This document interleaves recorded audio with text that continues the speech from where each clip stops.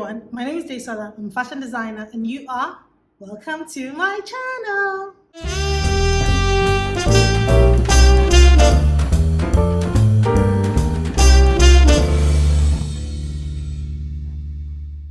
Welcome to my channel. Welcome to Daisy's Wardrobe. If you're new here, welcome. And if you're an existing subscriber, welcome. I'm so happy to have you here. And if you've seen my videos before and you haven't subscribed to my channel, please do so. And put on the notification bell so that you know when I put up a new video. I'm an African-inspired ready-to-wear fashion designer based here in Lagos, Nigeria, and I've been in business for over 10 years. So here on my channel, I talk about starting a ready-to-wear business, starting a fashion business, being a fashion designer, all things business, all things fashion, and sometimes, once in a while, I talk about my life. So here in today's video, I'll be talking about some of the things that I wish I knew before I started a ready-to-wear business. So like I said, I'm an African-inspired ready-to-wear fashion designer. I make my designs and I sell my designs right here in my store, and that's what I've done for over 10 years. I've been in business for 12 years, to be precise, and in the last 12 years, I've learned so many things that has shaped my business, so many things that have shaped who I am and who I have become in this business and also in my life. And so from everything that I've learned over the last 12 years of building this business, running this business, I share my experiences on my channel. So if you've ever watched any of my videos of how I started a ready-to-wear business, or how I started my ready-to-wear business, you would know that I said that when I was about to start this business, I didn't know anybody who was doing ready-to-wear or who had a ready-to-wear business, and I didn't really know much about running or starting a ready-to-wear business. So when I was starting this business, I didn't really know a lot of things. I didn't know literally nothing. And there are a few things that I have learned over the last couple of years that I wish I knew, or I had an idea of, these certain things. And, even if I wasn't experiencing those things at that time, even though I wasn't facing those challenges, those hurdles at that point in time, it was bound to happen. And if I knew these things before I started my ready-to-wear business, when I was faced with certain things, I would have been able to know how to navigate those challenges, navigate certain situations better. But even in as much as I didn't know anything, when I met certain things along the way, I'm grateful that I was able to navigate my way through them. Some, it took me a very long time to find my way through, and some other ones I was able to find my way through almost immediately. One of the first things I wish I knew before I started a ready-to-wear business is that because it was new to me and I wasn't very sure, I knew it was what I wanted to do, but I wasn't sure of what the outcome would be. I just had question marks all around. So because of that, you would find that a lot of people would tend to tell you things in your ears that would discourage you, basically. So things like, everybody is into fashion, everybody is doing fashion, everybody is that fashion, this fashion, that fashion. The market is so populated, the market is saturated. Will you stand out? Would you this? Would you that? Would you be able to make it? So the thing is, I am a very strong-willed person. So if you're not very strong-willed, you may easily get discouraged. And to be honest with you, when you hear these types of things from people that are close to you, from family members, from friends, it's very, very, very discouraging. I had family members who told me that, will I be able to make it? The market is very saturated. So many things. I even had friends who made fun of me. I even had people say certain things to me. I had customers who would come into my store and make certain comments, knowing fully well I was just starting the business. So the thing is that for this, you have to learn to encourage yourself. You have to learn to lift yourself up. You have to learn to give yourself a tap on the back. Celebrate little wins. It doesn't necessarily have to be big wins. It doesn't necessarily have to be average wins. Whatever win it is, however small it is, celebrate it. Because these are the things that would encourage you. These are the things that would lift your spirit up. In terms of the market being saturated and overpopulated, oh yes, definitely. The market is definitely saturated, and it doesn't mean that you cannot stand out in one way or the other. I tell a lot of people, do not compare yourself to anybody. When you're in this fashion business, try as much as you can not to compare yourself to anybody. When you compare yourself to people, you know what?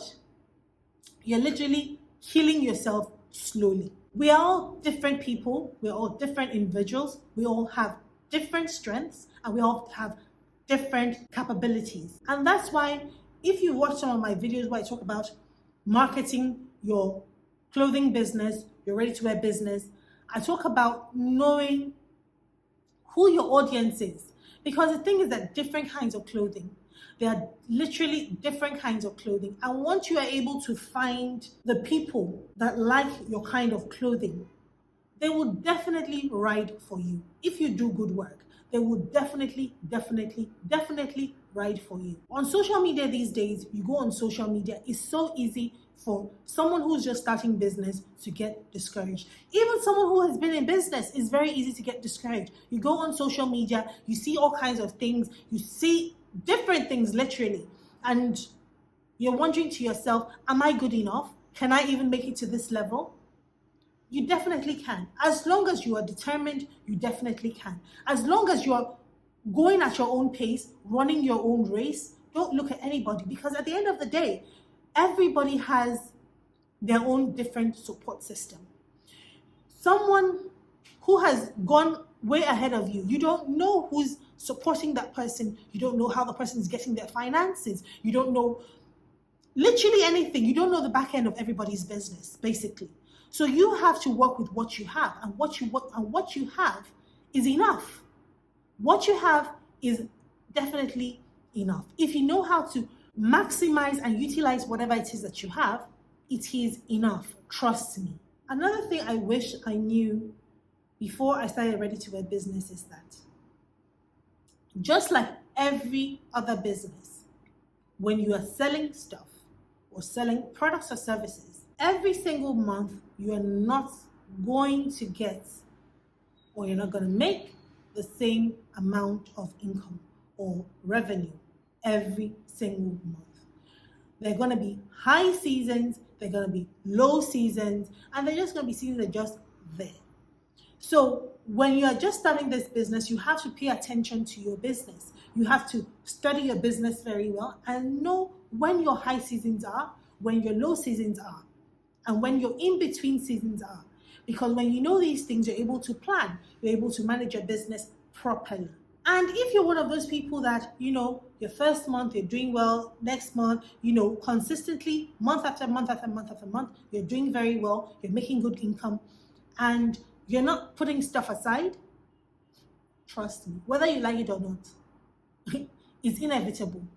That slow period is going to hit you. Take it or leave it. That slow period is going to hit you. And when that slow period hits you, what you've put aside is what you're going to fall back on. So if you're making money every month consistently and you're spending everything and saying that, oh yes, they said that I have to have this, I have to have a PA, I have to have this number of machines, I have to have this number of tailors, I have to do this, I have to do that, I have to. When your slow season comes, you are not going to have anything to fall back on. And you know what they say? Cash is the life of a business. Cash flow is the life of a business. Any business, literally. Knowing my high season and my low season has really helped me. And your high season may not necessarily be the same as other people. Some of you may say, Christmas, Christmas, December, that's the festive season. That's when people, buy clothes for Christmas. And let me tell you something. In as much as December may seem like a very high and busy season for a lot of fashion entrepreneurs, there are some fashion entrepreneurs that December is their very quiet season. Another thing that I wish I knew before I started ready-to-wear business. Running a ready-to-wear business is very expensive. It is expensive. Whether you're doing it online, whether you're doing it physically, it is expensive. Especially if you want to do it and do it very well. It is expensive. So that is why it is very, very important to know where your high seasons are, so that you can capitalize on your high seasons, so that you can have something to manage yourself in your low seasons. Running a ready-to-wear business is not cheap if you want to do it very, very well. But if you want to do it like a side business or just do it something very, very small, it's okay. It's not that expensive.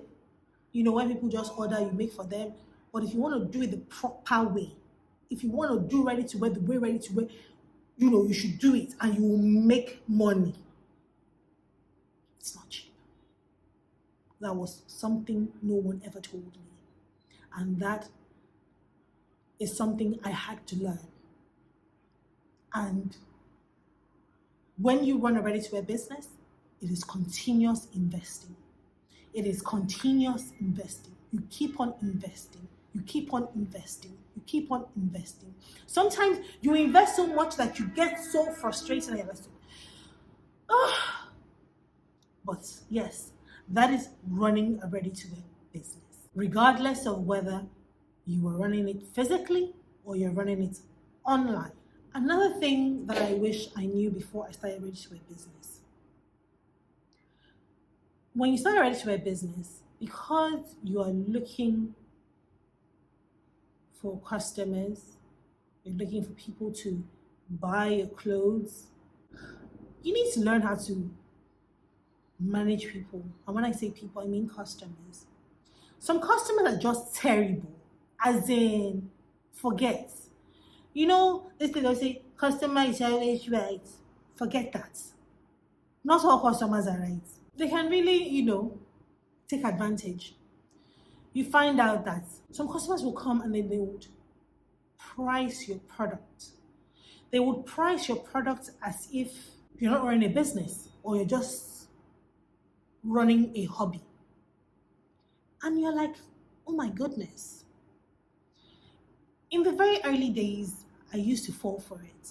But you now know what the most annoying thing is. Then you go on social media. These people who have discounted you to the minimum, then they now go to other brands and are spending so much money, as in, and then they are very proud of that brand. They're so proud to show it off online that, oh, I bought from this person, I bought from this person. Meanwhile, they've discounted you and they know that your work is good, they know your clothes are good, and they've discounted you to get what they want, and they've gone to another place where they would not be allowed to discount that business, and they spend more money there for different reasons. I don't want to go into those reasons right now. This video will be too long. The thing is, you need to know your worth. When you first start business, it can be very difficult. But those of you that have started ready-to-wear businesses, you need to know your worth. Especially if you're putting in the work. You need to know your worth, because there are people that are not putting in the work, who are making money. They don't have any worth, but they will tell you they have a worth. So you also, who are putting in the work, you need to know your worth. Don't let anybody discount you. If you know you have put in the work, if you know that what you are providing is of good quality, then why should you discount yourself because of a customer that wants to rip you off? Because at the end of the day, from my personal experience, you are the one that's going to find out that you're struggling. You are the one that's going to find out that you can't pay your bills. You are the one that's going to find out that you can't live a decent life. It's like literally shooting yourself in the foot. So you need to know your worth. You need to know your value and not let anyone rip you off. You would also find customers that would compare you to other brands just so that they can rip you off. They will tell you, oh, look at this person, that person is this, that, and the third. And then you start feeling somehow, and then you say, okay, fine, just take his, just buy it for this price, just take his, just. Meanwhile, the brand that they're talking about, or the business that they're talking about, they may never have bought anything from that place. It may have even been a friend that bought something, or a family member, or someone they heard from social media or something. Meanwhile, they've made that your reality, that you are not as good as that person, so you don't deserve the price that you have put on your product. This video is getting too long. I'm going to end this video here. I hope you learned a thing or two, and I hope some of the things I said resonated with you.